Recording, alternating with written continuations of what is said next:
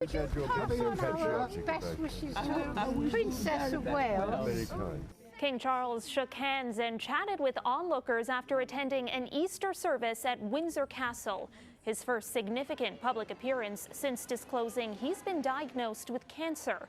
The service comes just over a week after his daughter-in-law, Kate Middleton, the Princess of Wales, announced she's also being treated for cancer. Kate, her husband Prince William, and their 3 children were not in attendance. For some historical context, I want to bring in royal commentator Bonnie Brownlee. Bonnie, thank you so much for speaking with us. Thank you. Now, Bonnie, we know Easter is a meaningful time for the royal family. Just how important was it for King Charles to attend this event and for the public to see him? Well, you're correct.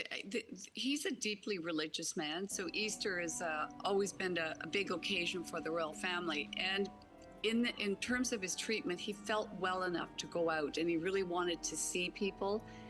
And I think it was important for him too, because, you know, in the end, they are just mere mortals like all the rest of us. And when an illness hits, it hits them just like it does you and me. And also, I think he just really wants to pray for his family, which, you know, it is his daughter-in-law and Sarah Ferguson, who the king is quite close to. Do you think this should be interpreted as the start of the king's return to public duties, or was this perhaps a more cautious, calculated step to keep the king in the public eye with so many royals now absent from public life?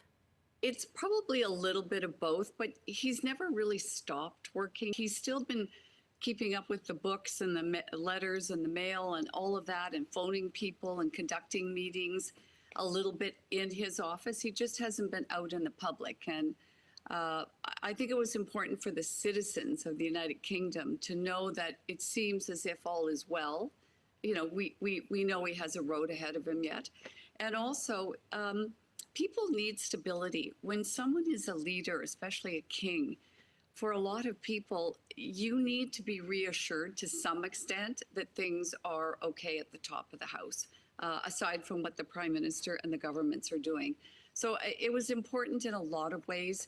And I think it was a smart move for him to go out and to be with Queen Camilla, who's become sort of the latest local best royal that they've got going for them right now. She's picked up the slack, and I think people really appreciate that.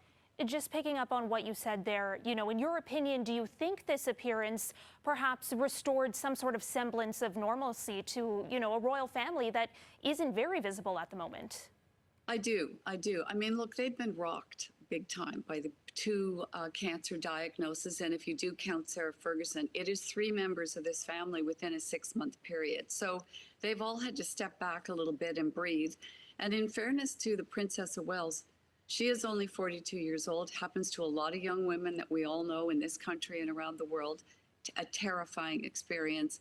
And for her, she could have come out and said more early, but honestly, she just wasn't up to it and she wasn't ready for it. So I think, you know, we have to give her a little bit of space. That's why they wouldn't be at church today. Okay, Bonnie, thank you so much for joining us. That's royal commentator Bonnie Brownlee. Thank you.